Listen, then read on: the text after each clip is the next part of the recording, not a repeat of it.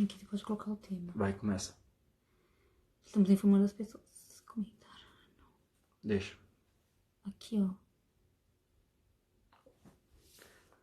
Olá, boa noite, boa noite. Vamos começar a live. Posso desativar os comentários? Tudo bem com vocês?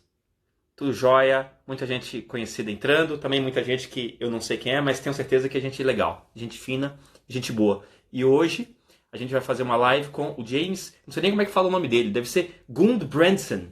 Depois eu vou perguntar para ele se é assim que fala. Gulbrandsen, que é o sócio-gestor da NCH Capital, gestor do lendário fundo NCH Maracanã.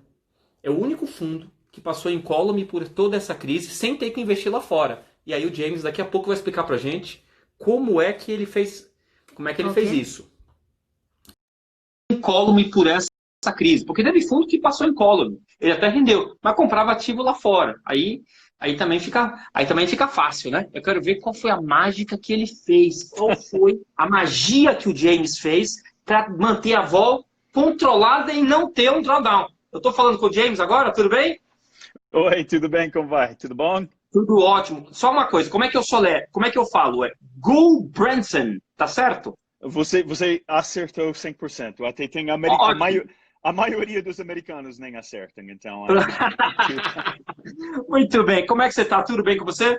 Eu estou bem. E você? Como vai você? Tudo bom? Estou muito bem. A gente sabe que a gente está num setor, pelo menos o meu, que é de tecnologia, que passa ao largo da crise, né? Agora, você pega uma empresa do setor aéreo, você pega uma empresa do setor de turismo, de varejo, de shopping, fundo imobiliário lastreado em shopping, esse está passando calor, não é isso, James? Isso, exato. Muito Tá bem. mesmo. Fala para mim como que as pessoas podem conhecer mais da NCH antes da gente falar do nosso assunto de fundo de ações. Qual é o site, qual é o Instagram, qual é o seu LinkedIn, qual é o seu Twitter? Passa essas informações para a gente, James, por favor. Tá bom, perfeito. Bom, assim, a forma mais rápida de conhecer como a gente trabalha, conhecer os fundos, seria no nosso site, que é nchcapital.com.br. Também a gente tem conta do Instagram, a gente tem conta... Eu tenho conta pessoal no Twitter. A maioria do tempo tento me controlar, de vez em quando não, mas é mais minha conta pessoal. Mas, assim, eu compartilho, tipicamente antes ou depois do pregão, eu compartilho o que, assim, eu estou pensando, eu estou enrolado durante o dia, tipicamente, então não faço muito tweet durante o dia, mas pré e pós-pregão, sim. Mas, assim, a forma mais rápida de conhecer a gente seria pelo nosso site mesmo. Entendi. E para comprar os fundos de vocês, eu suponho que vocês estejam nas principais plataformas de investimento do Brasil. Sim, estamos em quase todas as plataformas, estamos na XP, no BTG, na Guide, Orama, Necton, etc. Easy Invest, estão todas as plataformas acessíveis, links acessíveis através do nosso site também. Muito bem. E quem estiver nos acompanhando, por favor, entre no site da NCH Capital, procure o James no Twitter, ele é realmente bastante ativo no Twitter, antes do pregão, depois do pregão, porque a gente começa a ver muito gestor tweetando durante o pregão, né? Tá dando circuit breaker e o gestor tá lá tweetando. Não sei como que ele consegue fazer isso, mas tem gente que é mais multitarefa. E quem estiver assistindo a gente, entra na bio do Com Dinheiro e entra lá, conheça um produto nosso que é o Com Dinheiro Light, próprio para pessoas físicas. Talvez as pessoas não saibam, mas o Com Dinheiro atende pessoa B2B, né? Então, vários dos nossos convidados são clientes do Com Dinheiro, mas não precisa ser cliente do Com Dinheiro para fazer essa live. Semana que vem a gente já vai fazer uma live com uma gestora que não é nossa cliente, não tem nada a ver uma coisa com a outra. Então, entra na nossa bio e conheça o portfólio Light, Com Dinheiro Light, que é próprio para a pessoa física. Mas, James, você sabe que eu sou professor e nas quartas e nas segundas e terças eu dou aula. Segunda eu estou dando aula na USP e terça eu estou dando aula no INSPER. E no INSPER o tema é risco, é finanças, e volta e meia calha de eu mostrar o NCH Maracanã. E os grandes insights aparecem justamente quando eu estou dando aula, porque um aluno pergunta uma coisa e eu mostrei aquele gráfico do retorno do Ibov contra o retorno do NCH Maracanã, e o NCH não caiu, praticamente não caiu, ele subiu, quer dizer, ele se manteve super estável durante a crise. E aí, um dos comentários que você fez foi vol targeting. Estou enganado ou você comentou isso mesmo? Sim, a gente faz Explica vol... para a gente, para o leigo, o que é isso? Tá, perfeito. Bom, primeiramente, dependendo do cenário macroeconômico, que primeiramente a gente foca em identificar o cenário macroeconômico. E uma vez o cenário, assim, favorável, a gente aceita um pouquinho mais volatilidade, mas não muito, tá? Não muito. A gente tem um limite de drawdown, tipicamente, que a gente aceita.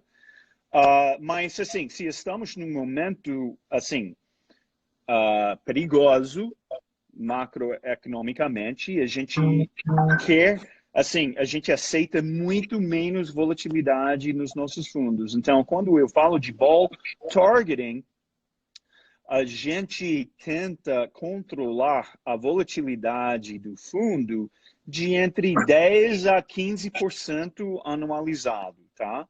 Então, não consigo, por exemplo, eu não consigo garantir que eu vou ficar tipo 12% de vol, 13% de vol, mas que eu quero ficar entre 10 a 15% de vol, eu quero.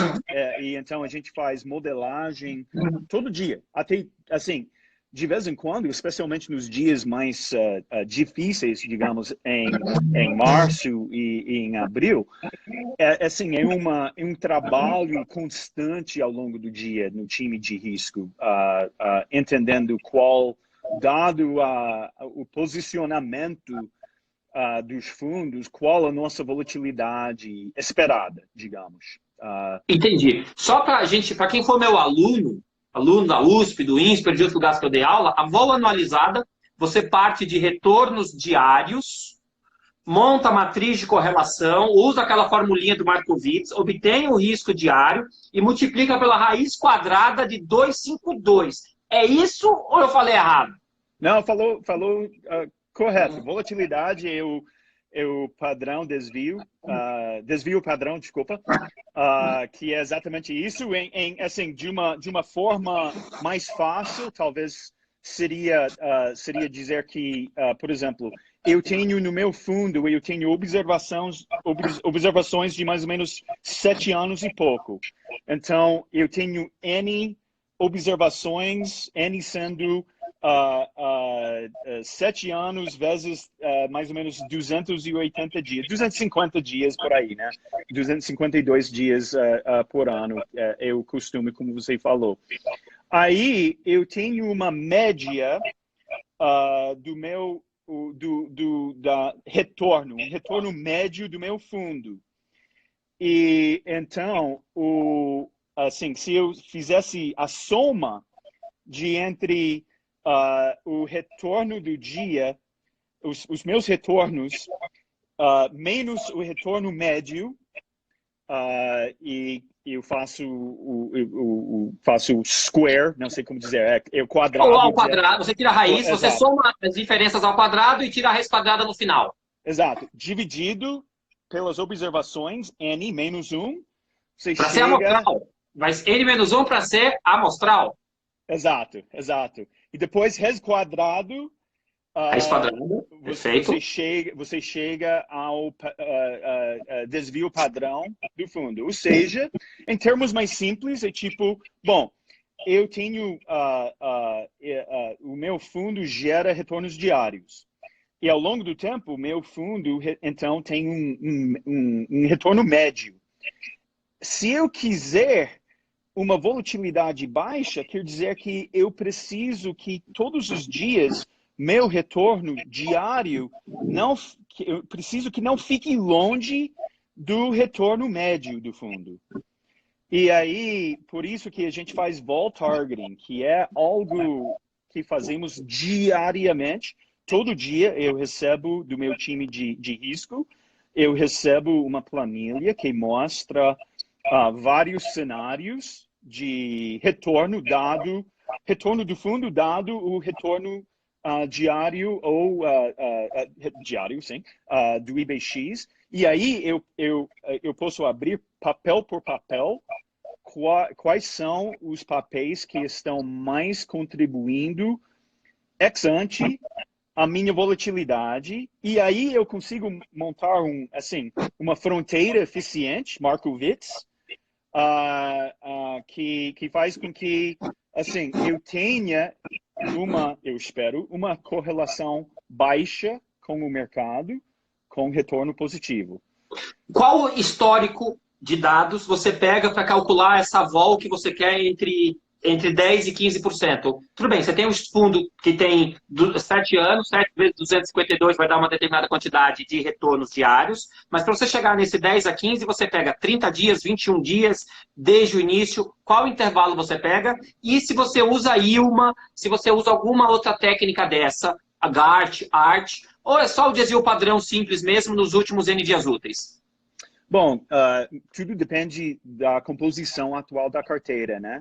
Porque meu fundo, no passado, já teve vários outros papéis que não agora fazem parte da carteira. Então, tudo depende, toda essa análise depende, dos componentes atuais da carteira, as companhias, os papéis que fazem parte da carteira atualmente, e aí o beta atual de cada um, e tipicamente tipo beta de 180 dias, dos últimos 180 dias, para a gente entender a volatilidade possível ex ante, tá?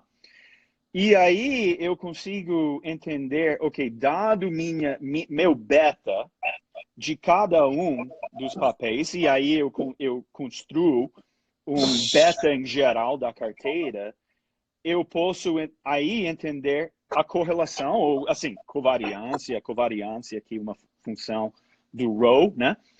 Eu consigo entender aí minha correlação com o mercado ex ante, o que eu espero ex post, e aí eu posso aumentar caixa, baixar caixa, aumentar opção de venda, baixar opção de venda, etc.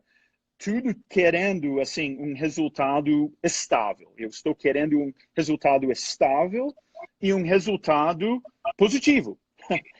Claro. Que minimiza drawdown. Tá, eu dando aula, eu tenho vários alunos que trabalham em gestoras. Normalmente, quem está mais na gestão não tem essa pegada de juntar gestão com risco.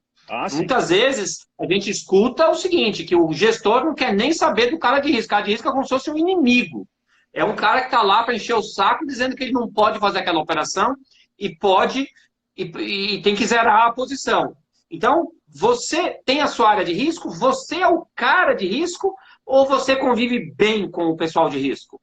Olha, mais que qualquer outra coisa, acima de ser o gestor de portfólio, eu sou gestor de risco. Eu sou gestor de risco mesmo.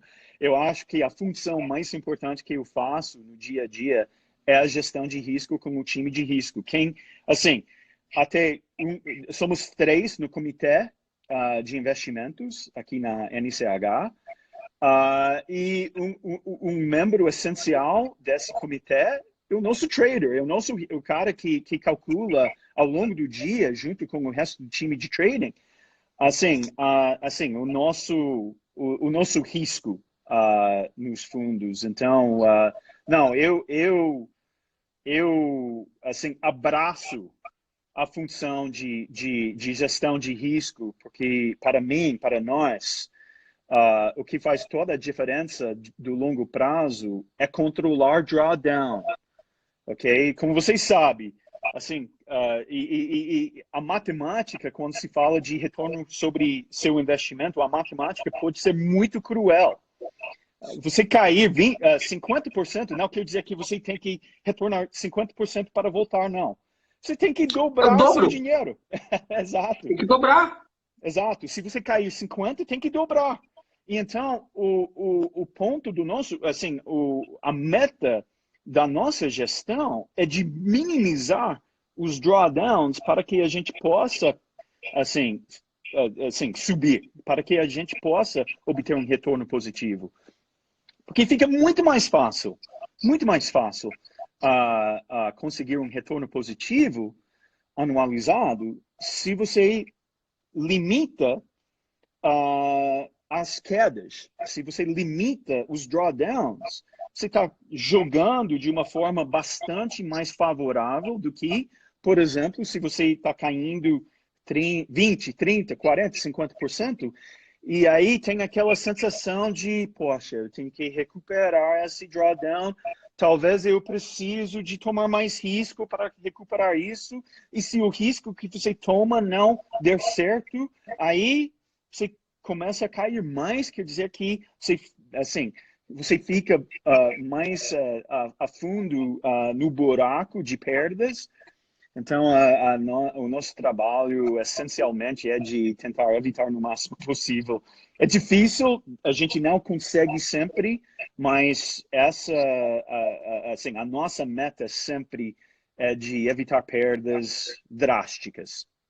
Então, uma coisa que eu percebo, e eu queria ver a sua opinião sobre isso, é fundos que se gabam de ser o primeiro lugar. Ah, eu sou o primeiro lugar numa janela de tempo. A gente rendeu, o CDI, o Ibov foi 10 no período, a gente rendeu 80. Será que esse cara está fazendo um controle de risco se o Ibov, um fundo de ações, eu estou falando, o Ibov deu 10, ele deu 80? Será que esse cara está controlando o risco? Será que quem está nos ouvindo, quem é investidor desse fundo, chega a perguntar numa live dessa como que é o controle de risco? E porque eu acho difícil alguém conseguir 80 de retorno, o Ibov ser mais 10 e ter um bom controle de risco, porque esse cara provavelmente se expôs demais, talvez até com derivativos. Se o mercado for contra ele, puxa, para onde vai a cota dele? Qual vai ser o drawdown que ele vai ter? Você concorda com essa visão minha que eu tenho que tomar cuidado com esses fundos de ações que o Ibov deu 10, ele deu 80? Como? Para mim, assim, eu queria... eu diria que depende muito da volatilidade desse cara, né, desse fundo. Se ele conseguir 80 com uma volatilidade baixa, talvez quer dizer que o cara é excelente no dia a dia, no que faz, que não está tomando muito risco, está obtendo um retorno muito alto com, assim, volatilidade baixa. Agora, assim, não conheço ninguém que faz isso, que consegue fazer isso. Ou é muito difícil, né, conseguir um retorno de 80 perante um retorno de positivo 10 no IBX. Assim, a minha meta pessoal é que em janelas de 3 em 3 anos, que meu retorno anualizado seria perto de 20%. Eu estou um pouquinho abaixo disso nesse momento, então eu tenho bastante trabalho para, assim, estamos subindo por aí 8, 9% no ano, a gente tem que acelerar esse retorno para conseguir um retorno de 20% anualizado em 3 anos, mas, assim, mas eu duvido que, assim, eu acho que quem investe com a gente não é alguém que está procurando aquele, talvez, 80% contra 10%. É alguém que entende o valor de consistência, eu espero. É alguém que entende a importância de ter assim, um componente forte na sua carteira de defesa, de proteção de capital. E assim, estamos aqui para ganhar dinheiro. Eu não estou aqui para simplesmente assegurar a cota, não. Eu estou aqui para ganhar dinheiro. E então, duvido que a gente será fundo número 1 sei lá, em 3 em 3 anos, 5 em 5 anos, duvido, mas que eu quero ser muito consistente, com baixa volatilidade e com retorno positivo, essa é a minha meta. Entendi. A gente atende muito fundo de pensão lá no Com Dinheiro, a gente atende muito investidor institucional, e eles não estão procurando o primeiro lugar, eles estão procurando consistência no primeiro quartil. Sim. Primeiro quartil. Eu quero que esse cara seja no primeiro quartil, eventualmente no segundo quartil. Porque o mesmo cara que está no primeiro lugar, mudou a janela de tempo, ele pode estar no quarto quartil. E aí depois ele toma um drawdown desse de 40%, 50%. Se ele tomar um drawdown de 50%, ele tem que subir o dobro, não é verdade? Então aí se o cara usa derivativo, cai, ele apostou na ponta errada, alavancou a perda, e aí o que pode acontecer, ele tem que zerar a posição por alguma questão de mandato, aí o mercado volta e ele não volta junto. Então dá muito cuidado com tentar sempre primeiro não dá, sempre primeiro não existe isso. Mas o cara que está em primeiríssimo, assim, com uma distância gigante do segundo, vamos ver quanto que ele arriscou, vamos calcular o Sharpe desse cara. Só mais uma pergunta para você. Você sempre está posicionado em put, ou só em alguns momentos você entra em put e a put protege quantos por cento da carteira? Não sei se você pode falar essas coisas, mas eu tô aqui para perguntar. Não, eu falo abertamente. A gente sempre tem put, sempre temos. Mesmo a gente, mas a quantidade que a gente tem depende do momento macroeconômico, ok? Por mais risco que a economia apresenta, mais opção de venda eu quero na minha carteira. Fala de novo, só repete esse último pedaço. Você falou perfeito. Só fala de novo. Tá. Por mais risco que tem na economia, eu quero mais put, eu quero mais opção de venda, tá?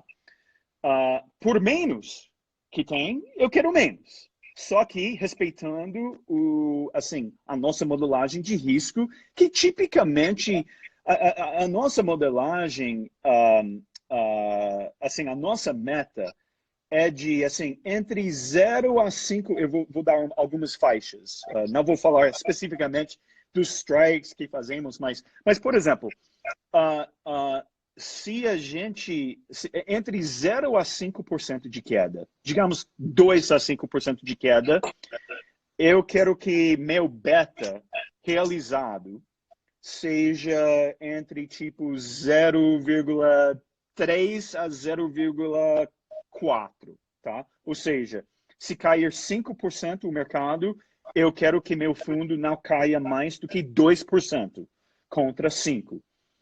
Agora, se o mercado cair de repente 10%, eu quero que ele não caia mais do que 2 a 3%, ok? Então, quer dizer que a minha estrutura de opção de venda tem um viés de mais perto de assegurar a cota mais perto de uma queda de 10%. Então, 10% out of the money, tipicamente é onde está a massa crítica das minhas opções de venda. Agora, um ponto muito importante. Embora que a gente sempre tenha opção de venda, nosso comportamento com as opções depende do ciclo. Por exemplo, eu vou comparar dois momentos distintos, ok? Dia Joesley, que eu acho que foi dia 17 de maio. Eu chamo carinhosamente de Joesley. Em inglês, Joesley, não é? Joesley Day. Lá, maio de 2017. Joesley Day. Mas continue. Boa. Joesley Day. Ok. A gente sim tinha opção de venda para junho, vencimento de junho de 2017. Representava mais ou menos 20 basis points do fundo, ou seja, 0,20% do fundo, uma quantidade pequena em relação ao PL, à exposição do fundo. O IBX caiu, Ibovespa caiu perto de 10% naquele dia, o que aqueles 20 basis points viraram 5% em pontos absolutos no dia só. O que eu fiz? Vendemos basicamente tudo. Ficamos com, eu acho que 85% da quantidade de puts que a gente tinha no início do dia, mas quase zeramos a posição. Ficamos sempre com alguma posição de put, então não zerei tudo, mas basicamente zerei. Você foi quase que um trade de put. Você tinha comprado, você estava carregando essa put baratinha, caiu, ela ficou deep in the money, e você foi lá e vendeu no mercado e fez caixa com isso. Exato. Mas se caísse mais depois, você ia ficar em maus lençóis. Exato, exato. Dentro ainda da nossa modelagem de risco, então, assim, eu fiz o que a gente chama de roll down, ou seja, na época, se me lembro corretamente, eu acho que o mercado foi de 78 por aí mil pontos para 70 mil pontos, 69, se não me engano. Se eu tivesse contratos de 70 mil, eu provavelmente vendi todos aqueles contratos e comprei um lote de, sei lá, 62, 63, Entendi. que pesou muito menos.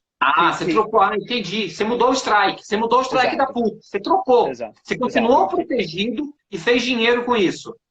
O que a gente chama de roll down, mas há uma exposição muito menor do fundo do que, assim, representou durante o dia. Agora, por que fiz aquilo em 2017? Porque o ciclo em 2017 apresentou, de uma certa forma, se apresentou como um ciclo virtuoso, tá? Eu queria mais exposição long em 2017. E o fundo subiu perto de 44% naquele ano, mesmo com o USD Day, porque, assim, a nossa modelagem macroeconômica mostrou que foi um momento muito virtuoso da economia, da recuperação da economia brasileira. Agora, então, o USD Day foi um Black Swan mesmo, foi um cisne negro para nós. O que aconteceu em fevereiro e março não foi para nós Black Swan. Fez parte. Eu sei que no Brasil, eu sei que talvez seja arrogante falar que não foi Black Swan, mas são dois fatores que fazem com que não fosse para nós. O primeiro fator sendo que já no final de 2019, os dados macroeconômicos, tanto do Brasil como no resto do mundo, já começaram a enfraquecer. Então, já para nós, 2020 seria um ano difícil da Bolsa, tá? O segundo fator é que já em janeiro desse ano, porque a gente tem dois fundos offshore, que são long e short, são fundos globais, em que a gente tem exposição na China, temos exposição em Taiwan, temos exposição na Coreia do Sul, nesses dois fundos offshore não brasileiros, que fazemos gestão desses do Rio de Janeiro, com o mesmo time que faz a gestão do Maracanã, dos fundos Maracanã, a gente já estava acompanhando essa questão de um novo vírus, que estava espalhando com um R0, com um R0, né? Com uma taxa de como se diz, de contágio. Propagação. Exato, de propagação acima de 1, bem acima de 1, perto de SARS, né? Que chamou a nossa atenção. E aí a gente aumentou a nossa, nós ficamos com menos apetite para risco e menos vontade, especialmente com o Ibovespa chegando em 120 mil pontos, eu tive menos tolerância ao risco do mercado. Eu queria proteger muito mais os fundos, dado que a gente já enxergávamos 2020 como um ano difícil, dado o cenário econômico. E agora, com talvez um vírus se espalhando de uma forma inédita, eu queria ainda mais proteção. Então, a gente entrou no dia Quarta das Cinzas com, assim, uma posição já, assim, máxima. 26 de fevereiro? Essa quarta-feira cinza, 26 de fevereiro. Exato, exato. Já com uma posição máxima de caixa, e também com opções de venda, que na época representavam, eu acho que foi 0,35% do fundo. Então, não foi muito do fundo, mas dado que a precificação do Ibov estava ainda alta e também a volatilidade, o custo, ou seja, o fator que mais impacta o custo de A uma vol. opção de venda, a volatilidade estava muito baixa, eu consegui basicamente proteger 100% da carteira, gastando apenas 0,35% do meu Mas fundo. você já estava carregando puts também. Eu estou olhando nesse exato momento a carteira do NCH Maracanã pelo Condier no dia 29/2. E aqui está dizendo que você tinha a posição titular em opção de Petrobras, opção de Bovespa, opção de Vale e opção de iShares Small Cap. E a opção de Bovespa também. Você estava carregado de opção. Na CVM, não diz se é call ou se é put. Eu arrisco dizer que é put. Você compreendeu? E também tinha umas posições lançadas. O que eram essas opções lançadas em 29 de fevereiro? Eu imaginava que você só estaria comprado. Só estávamos comprados em opções lançadas. Se não me engano, talvez a gente teve um spread. Não me lembro. Entendi. É bem capaz, mas a gente nunca fica o que a gente chama de naked. Ou seja, Entendi. vendida. A gente chama de opção, opção seca. Aqui no Brasil, você fica numa posição seca. Vendi a opção seca, não é? Você estava no spread. Talvez num put spread. Eu acho que a gente teve um put, se não me engano, a gente teve um put spread do small cap, do small 11. Sim, tá aqui o iShares Small Cap. É esse. É justamente. Eu acho que a gente teve um spread. iShares. E eu percebo também o seguinte: você faz opção tanto do índice quanto do papel.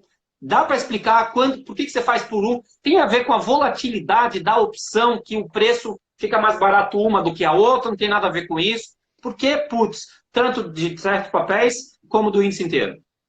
Bom, porque a gente estava naquele momento tentando, no máximo possível, baixar a nossa correlação com o IBOV. E dado que a gente tinha posições compradas na Petrobras e também na Vale, que basicamente tem beta de 1 com Ibovespa, a gente achou muito arriscado, talvez, ter essas posições sem ter proteção acima delas, né? E como as opções Petrobras e Vale são muito líquidas, até de vez em quando são mais líquidas do que opção de venda Ibovespa, a gente acabamos protegendo essas posições compradas da Petrobras e da Vale. E eu confesso uma coisa, né? Que eu não sabia. Quando a gente entrou no escritório no dia 4 das cinzas, eu não sabia que naquele dia que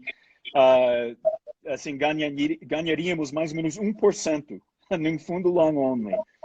Mas o que aconteceu? A volatilidade subiu tão rápido, né? Subiu muito naquele dia, que fez com que essas opções de vendas todas valorizaram muito. Fez com que valorizassem muito no dia. O que foi diferente sobre o nosso comportamento? 2020 comparado com 2017. 2020, eu aguentei carregar mais exposição, tá? Eu queria mais, eu aguentei mais exposição. 2019 você aguentou a posição. Não, eu montei essa posição em 2020, tá? Certo. Mas eu aguentei mais exposição nessas puts em 2020 na put. Do que eu queria aguentar em 2017. Eu queria... Porque eu não achei eu não acho que está acontecendo o Black Swan. Não acho.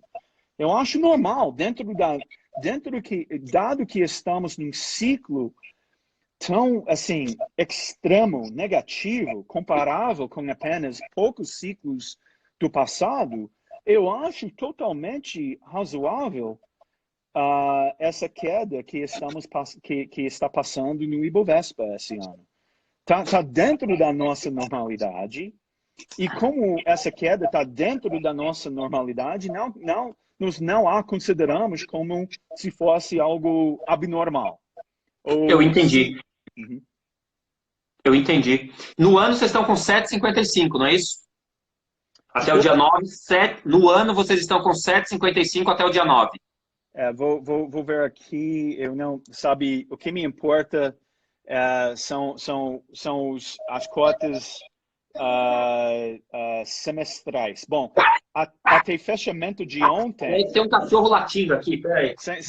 Sem problema, eu tenho um cachorro aqui também que ele ouviu e agora está querendo latir também, tá? Então talvez ele vai latir também. A cota, o Maracanã está subindo 8,57% fechamento ontem. Vamos ver como vai ficar. Aqui eu estou com a cota na CVM até o dia 9. Então você está com até o dia 10. Ontem então você ganhou dinheiro ontem. Exato. Você ganhou dinheiro ontem. Não, desculpa. Isso foi cota dia 9, não dia 10. Eu acho que no dia 9, até o dia 9 está 7,55% desde 31 de dezembro do ano passado, conta 18,41 do Ibovespa. Quem me acompanha no Twitter me vê colocar vários gráficos de fundos de ações, e aí o que ganha de vocês é o que tem BDR, mas aí eu acho que é outra pegada. Se for só com investimento no Brasil, o seu é o primeiro, e é o primeiro já há muito tempo, porque talvez essa sua estratégia, talvez não, com certeza, essa sua estratégia é a vencedora no momento como agora. Se a bolsa subir pra caramba, as suas posições de hedge vão te segurar um pouquinho, mas é aquilo que você falou. Eu não quero ser o primeiro lugar, eu quero estar bem. E eu não quero dar um drawdown de 30%, 50% para o seu cotista. Você acha que vai ter um teste para baixo de novo? Ou isso é muito exercício de futurologia? Bom, eu não quero desanimar a gente que está assistindo agora, mas sim, eu acho... Assim, a gente vive em probabilidades. Eu vivo, assim, para mim, eu adoro cálculo, né? E o que eu mais adoro sobre cálculo é a teoria de limits, né? Eu acredito muito que assim, a nossa vida é uma vida de probabilidades. E então eu vivo dentro de probabilidades normais, distribuições normais, assim quase todo minuto de todo dia eu estou calculando probabilidades. E assim, se eu tivesse que falar em probabilidades, a gente nunca teve uma crise econômica em que a bolsa simplesmente caiu e subiu e não olhou para trás. Nunca aconteceu isso.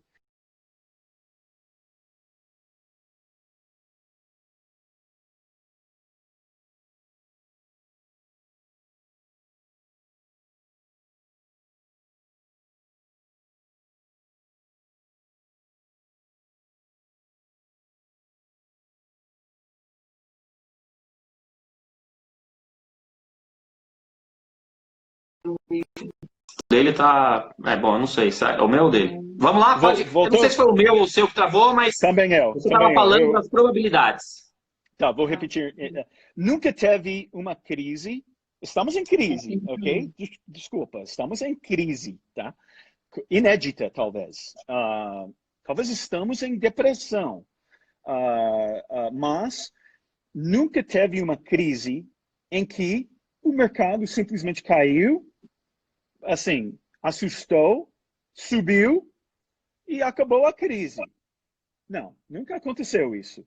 Tipicamente, o que acontece é que o mercado volta para as mínimas anteriores, ou perto das mínimas anteriores, assim, fazendo aquele retest, a gente testa, basicamente, a vontade do mercado a ou comprar ou vender, baseado nos patamares anteriores, né?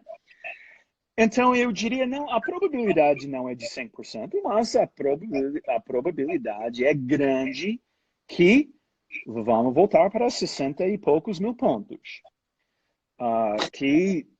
E essa sensação seria desastrosa, né? De 96. Não para quem tem put, né? Não para quem tem put. Não, eu queria que fosse amanhã. Não para quem tem put. Sabe uma coisa que eu acho interessante, James? Eu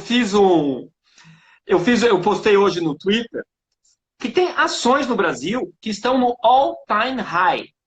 Olha para isso, não dá para entender isso. Antes da crise, elas não estavam no ponto mais alto. Aí tem a crise, a gente está no meio da crise e hoje elas estão em all-time high. Eu não sei se eu fiz as contas erradas, mas quem puder, entra no meu Twitter ou façam as contas vocês mesmos. Lame 4 e Betou 3, pelas minhas contas, estão no all-time high. Lame 4, Betou 3. E o maior preço foi 10/6, foi ontem. Tem outras aqui, ó. MGLO 3, mais alta de toda a história em 27/5. Maior patamar que já teve na história, 67,36. Clabin 11, 23,25. Pronto, para. Então, eu tenho aqui 1, 2, 3, 4. Eu tenho 4 papéis que atingiram o all-time high nos últimos 30 dias. Eu sou um Hellis professor, é o que eu falo para todo mundo, eu não sou gestor de fundo. Eu falo o que os outros fazem e papagueio eu sou um papagaio daquilo que eu leio nos livros. Eu não entendo como pode ter all-time high em papéis aqui no Brasil. Não entendo. Na Nasdaq pode até ser, que a empresa de tecnologia está rachando de ganhar dinheiro. E dessas all-time high, 3 são de consumo cíclico. Como você vê isso? Bolha! Olha que eu vou postar isso, hein? Perguntei como as 4 papéis podem estar all-time high. Resposta: bolha. E vai explodir esse negócio, então. É uma questão de tempo. Eu acho, né? Eu acho. Agora, assim, eu farei 47 anos daqui a 2 semanas, ok? Comecei no mercado financeiro em 97, então são 23 anos, basicamente, de carreira. Eu nunca passei em menos que 4 meses, menos que 3 meses, na verdade, um crash, um momento de euforia, seguindo, e depois um momento de bolha, que talvez poderia virar mais uma vez crash. Assim, é basicamente minha carreira de 23 anos acontecendo dentro de 4 meses. Mas é o que é. Eu acho que tem uma confiança indevida no Fed, que eu acho que para nós, para a gente, especialmente que opera long short, como o Maracanã FIA é long only.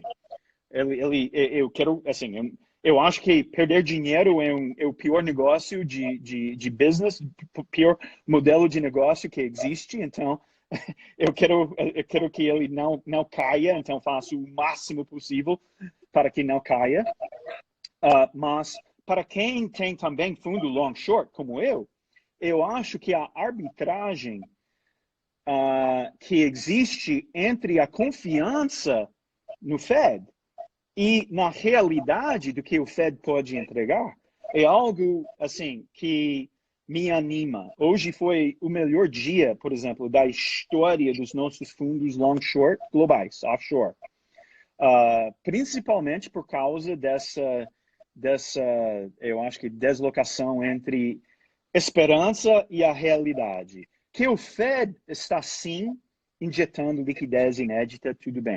Mas temos que lembrar, eu sou economista, ela está injetando mais ou menos 3 trilhões de dólares. Ok, tem uma saída de mais ou menos 4 tri só no segundo trimestre de 2020 pela questão de saída de capital por causa dessa recessão, ok?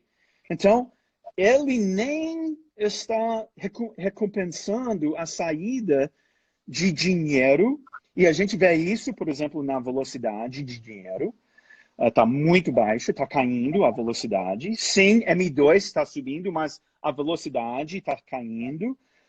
Então, e se não tiver um V-shaped recovery, que eu acho que não vai ter, assim, Vai ser um U-curve ou vai ser um L-curve? eu acho que vai ser Y. Eu acho que é Y em libras.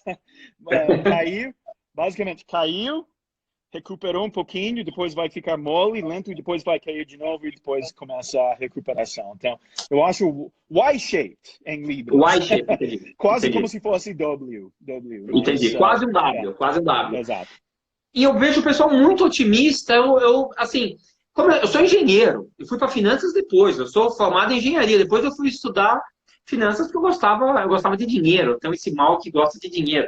E eu não entendo o tamanho otimismo. Hoje eu fiz um post mostrando uma empresa, que eu não vou dizer o nome dela, está com 120 de índice preço-lucro. A empresa é de varejo, eu não vou dizer o nome da empresa, não posso dizer o nome da empresa, mas o nome dela faz referência ao nome de uma mulher. A empresa eu estou short o nome de uma mulher. E 120 de preço-lucro. Caramba, quanto que ela tem que crescer para fazer sentido esse preço-lucro? Claro, quem está comprando está acreditando nesse crescimento. Está acreditando nesse crescimento. Mas a venda vai cair agora. Ah, não, mas eu não compro a empresa, eu compro o modelo. Eu tenho muita restrição quando as pessoas defendem um gestor, assim, você tem que entender a cabeça do gestor. Cara, antes da cabeça do gestor tem a realidade econômica, não é isso? Eu não posso dar um cheque em branco para o gestor, seja ele quem for. Ele precisa me dar argumentos para justificar ele estar posicionado em algo de 120 de preço-lucro, 120 com resultado até o primeiro trimestre, não é isso? Porque você acha que esse resultado do segundo trimestre vai vir melhor que no primeiro? Vai vir melhor no segundo para a Zoom, para a empresa Zoom lá que está achando de ganhar dinheiro com isso. Mas para a empresa de varejo, eu acho que ela vai sofrer um pouquinho. Eu li uma notícia ontem, não sei se é verdade, preciso confirmar, que Capital está dando short geral em varejo. Não sei se você viu essa notícia. É essa notícia Sim. mesmo? E com isso, caramba, e o pessoal comprando empresa de varejo. Mas, como eu disse, eu sou um reles engenheiro. Olha, você talvez não pode falar o nome dessa, mas eu posso, porque eu estou vendido nesse momento nessa empresa. É a Magazine Luiza. É a Magalu, é a Magazine Luiza. Eu acho que puxa, você adivinhou. Eu acho que foram... eu acho que a gente montou uma posição short, se não me engano. Talvez não fosse na semana passada, mas na semana anterior.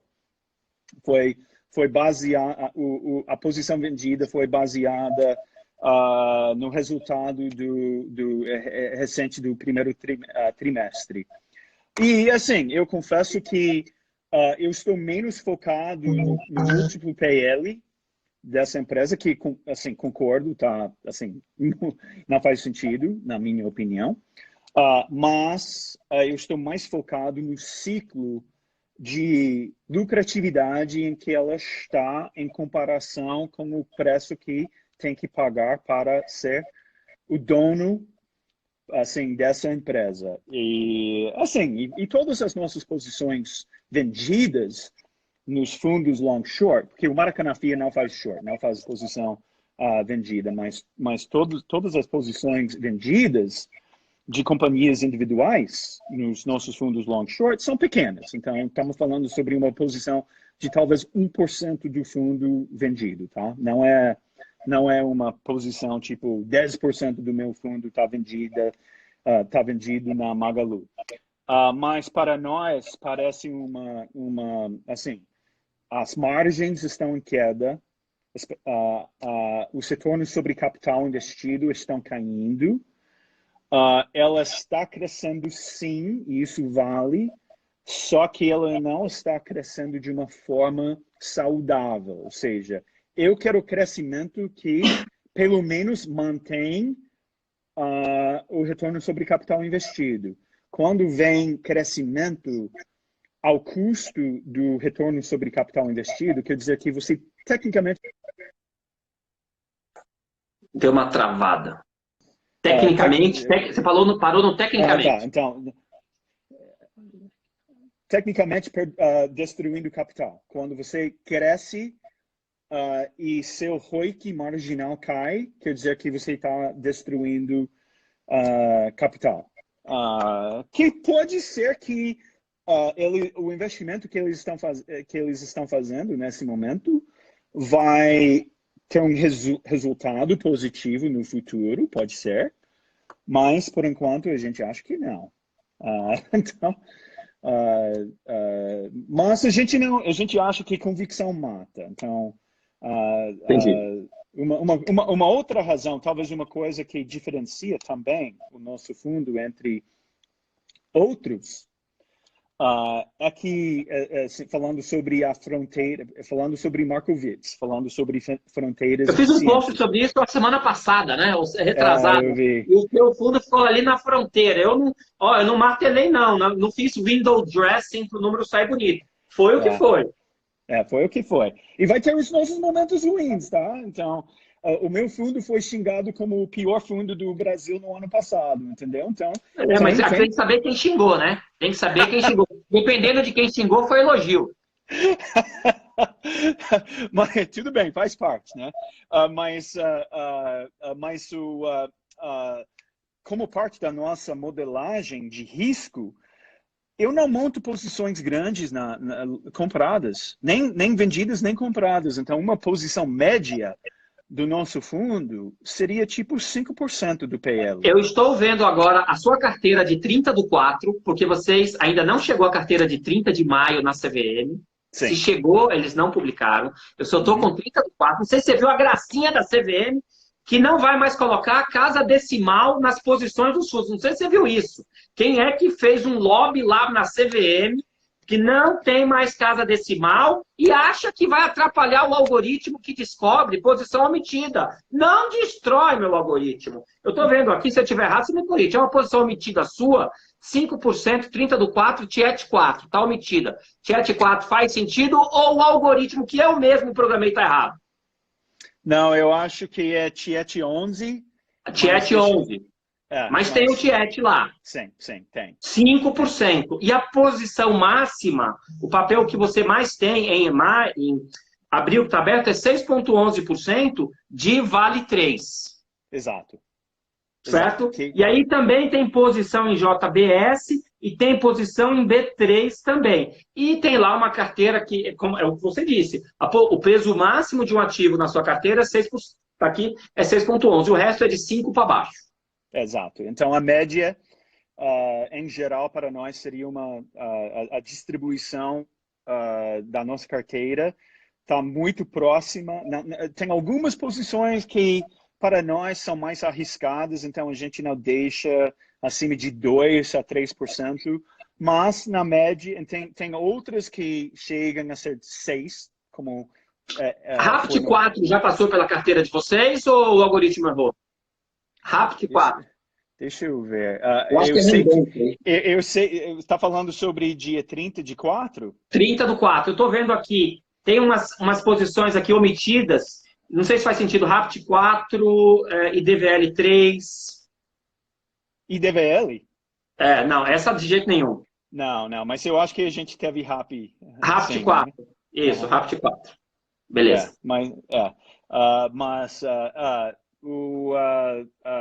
É interessante esse algo, eu vou querer ver como funciona.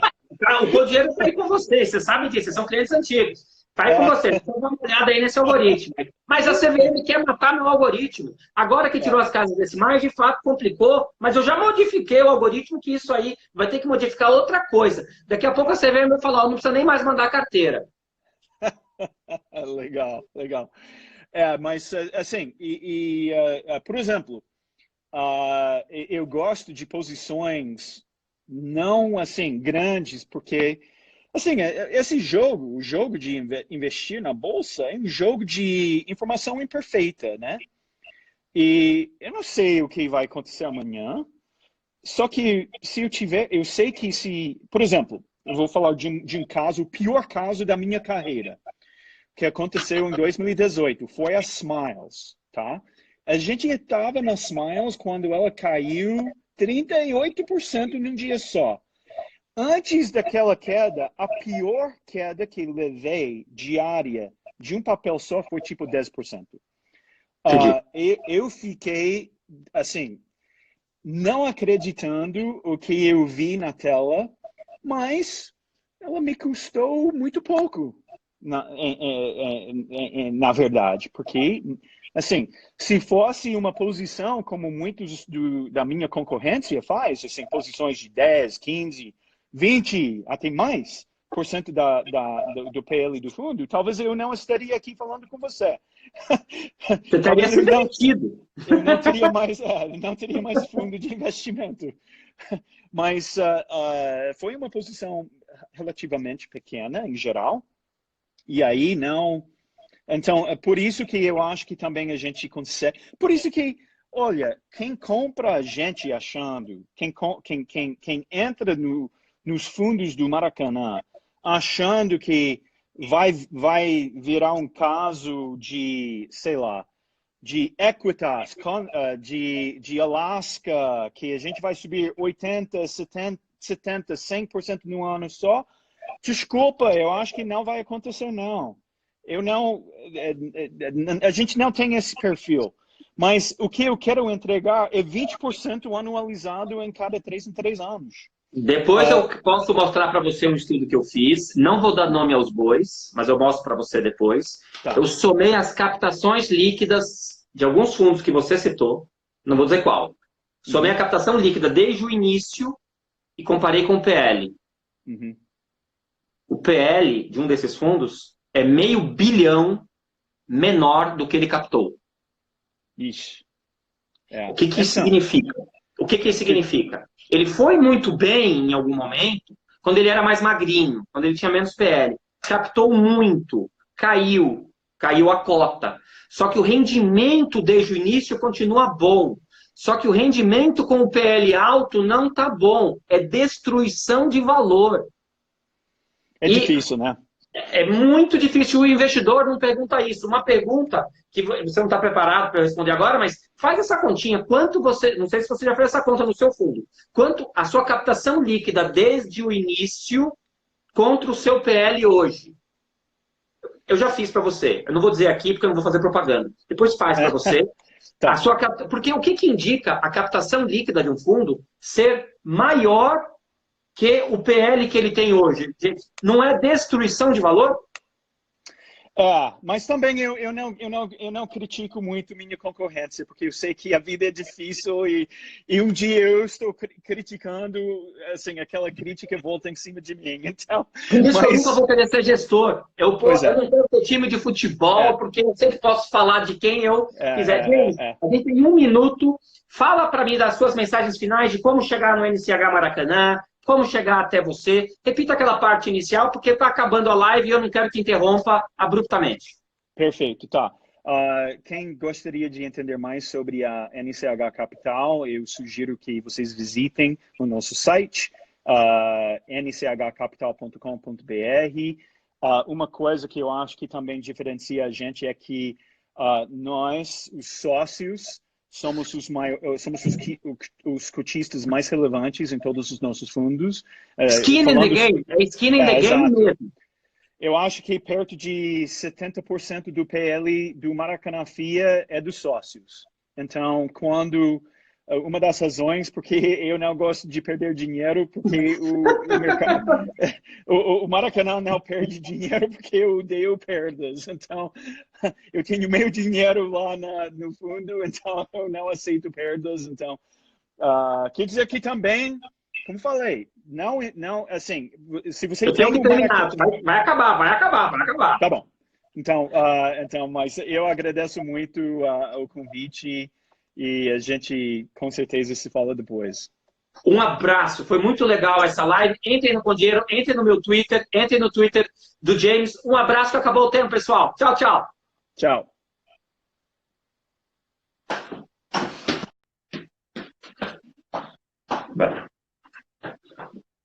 Tem que fechar, encerrar.